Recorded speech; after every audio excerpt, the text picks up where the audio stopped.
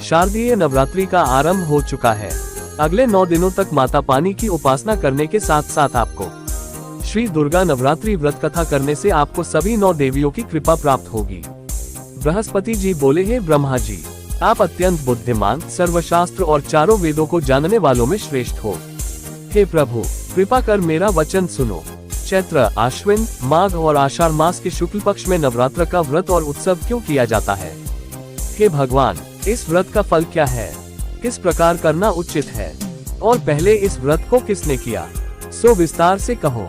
बृहस्पति जी का ऐसा प्रश्न सुनकर ब्रह्मा जी कहने लगे, हे बृहस्पति, प्राणियों का हित करने की इच्छा से तुमने बहुत ही अच्छा प्रश्न किया है।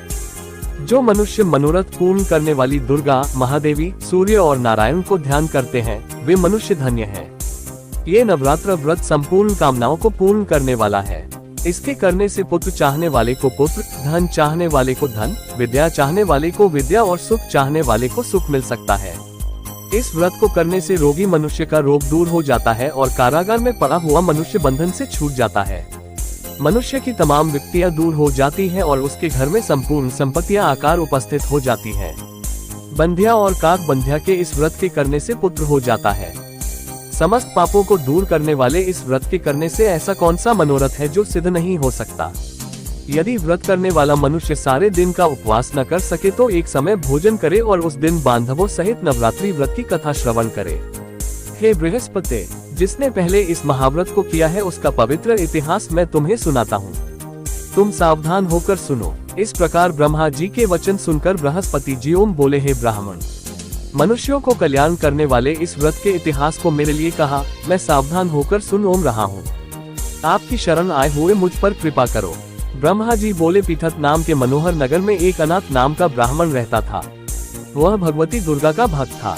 उसके संपूर्ण सद्गुणों से युक्त मानो ब्रह्मा की सबसे पहली रचना हो ऐसी यथार्थ नाम वाली सुमति नाम की एक अत्यंत सुंदर कन्या पैदा हुई।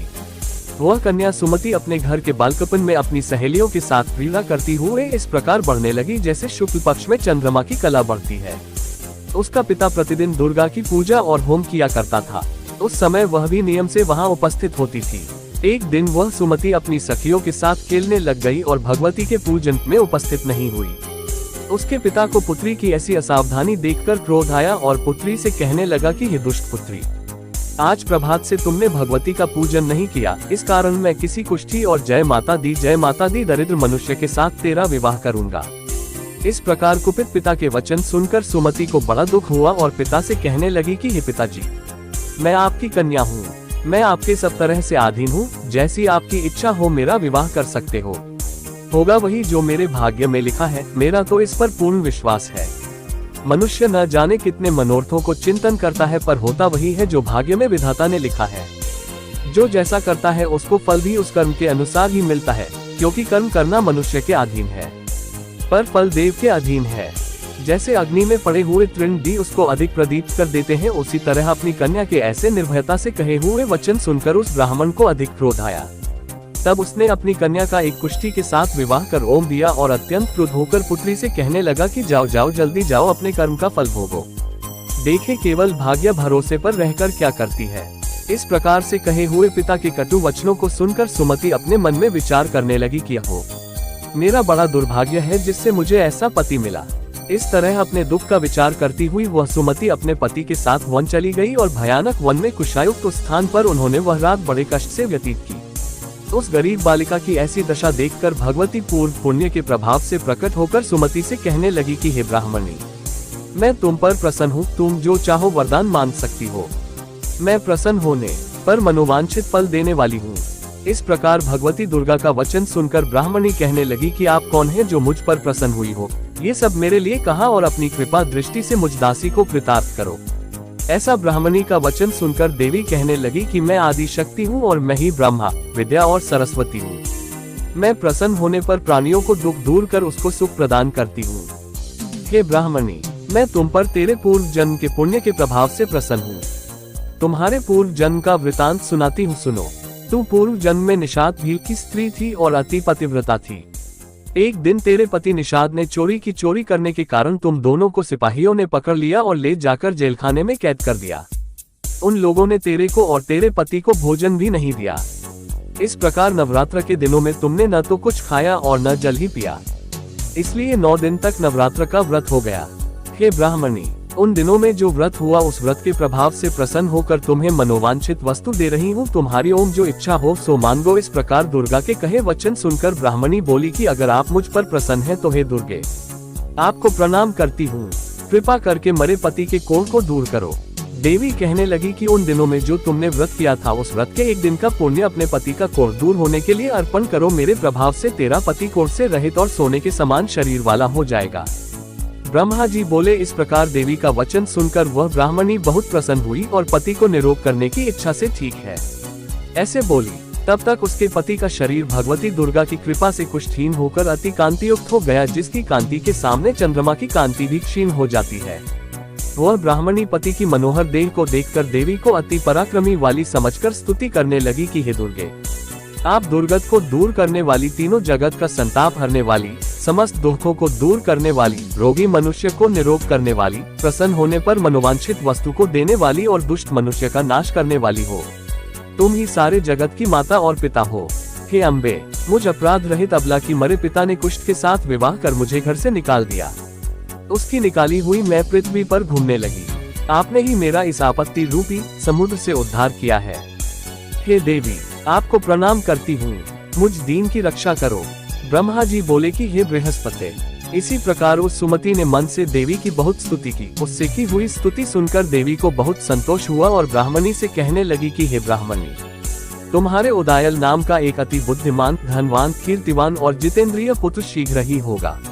ऐसा ओम कहकर वह देवी उस ब्राह्मणी से फिर कहने लगी कि हे ब्राह्मणी, और जो कुछ तेरी इच्छा हो वही मनोवांछित वस्तु तुम मांग सकती हो। ऐसा भगवती दुर्गा का वचन सुनकर सुमति बोली कि हे भगवती दुर्गे, अगर आप मेरे पर प्रसन्न हैं तो कृपा कर मुझे नवरात्रि विधि बताए। हे दयावती, जिस विधि से नवरात्र व्रत करने से आप प्रसन्न होती हैं उस विधि और उसके फल को मेरे लिए विस्तार से वर्णन करें। इस प्रकार ब्राह्मणी के वचन सुनकर दुर्गा कहने लगी कि हे ब्राह्मणी, मैं तुम्हारे लिए संपूर्ण पापों को दूर करने वाली नवरात्र व्रत विधि को बतलाती हूँ, जिसको सुनने से तमाम पापों से छूटकर मोक्ष की प्राप्ति हो जाती है। आश्विन मास के शुक्ल पक्ष की प्रतिपदा से लेकर 9 दिन तक विधि पूर्वक व्रत करे। यदि दिन भर का व्रत न कर सके तो एक समय का भोजन करे। पढ़े लिखे ब्राह्मणों से पूछकर घट स्थापना करे और वाटिका बनाकर उसको प्रतिदिन जल से सींचे। महाकाली, महालक्ष्मी और महासरस्वती की मूर्तियां बनाकर उसकी नित्य विधि सहित पूजा करे और पुष्पों से विधि पूर्वक अर्घ्य दे। बिजौरा के फूल से अर्घ्य देने से रूप की प्राप्ति होती है। जायफल से कीर्ति, दाख से कार्य की सिद्धि होती है। आंवले से सुख और केले से भूषण की प्राप्ति होती है। इस प्रकार फलों से अर्घ्य देखकर यथाविधि हवन करे। खांड, घी, गेहूं, शहद, जौ, तिल, बिंब, नारियल, दाख और कदम इनसे हवन करे। गेहूं होम करने से लक्ष्मी की प्राप्ति होती है। खीर व चंपा के पुष्पों से धन और पत्तनों से तेज और सुख की प्राप्ति होती है। आंवले से कीर्ति और केले से पुत्र हो। कमल से राज सम्मान और दुखों से सुख संपत्ति की प्राप्ति होती है। व्रत करने वाला मनुष्य इस विधान से होम कर आचार्य को अत्यंत नम्रता के साथ प्रणाम करे और यज्ञ की सिद्धि के लिए उसे दक्षिणा दे। इस महाव्रत को पहले बताई हुई विधि के अनुसार जो कोई करता है उसके सब मनोरथ सिद्ध हो जाते हैं। इसमें तनिक भी संशय नहीं है। इन 9 दिनों में जो कुछ दान आदि दिया जाता है उसका करोड़ों गुना फल मिलता है। इस नवरात्रि के व्रत करने से ही अश्वमेघ यज्ञ का फल मिलता है।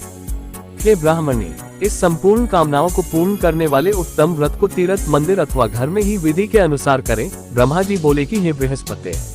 इस प्रकार ब्राह्मणी को व्रत की विधि और फल बताकर देवी अंतर्ध्यान हो गई। जो मनुष्य या स्त्री इस व्रत को भक्ति पूर्वक करता है वह इस लोक में सुख पाकर अंत में दुर्लभ मोक्ष को प्राप्त होता है। हे बृहस्पति, ये दुर्लभ व्रत का महात्म्य मैंने तुम्हारे लिए बतलाया है। ऐसा ब्रह्मा जी के वचन सुनकर बृहस्पति जी आनंद के कारण रोमांचित हो गए और ब्रह्मा जी से कहने लगे, हे ब्रह्मा जी, आपने मुझ पर अति कृपा की जो अमृत के समान इस नवरात्रि व्रत का महात्म्य सुनाया। हे प्रभु, आपके बिना और कौन इस महात्म्य को सुना सकता है। ऐसे बृहस्पति जी के वचन सुनकर ब्रह्मा जी बोले कि हे बृहस्पति, तुमने सब प्राणियों का हित करने वाले इस अलौकिक व्रत को पूछा है, इसलिए तुम धन्य हो। ये भगवती शक्ति संपूर्ण लोकों का पालन करने वाली है। इस महादेवी के प्रभाव को कौन जान सकता है। चैनल को लाइक और सब्सक्राइब कीजिए।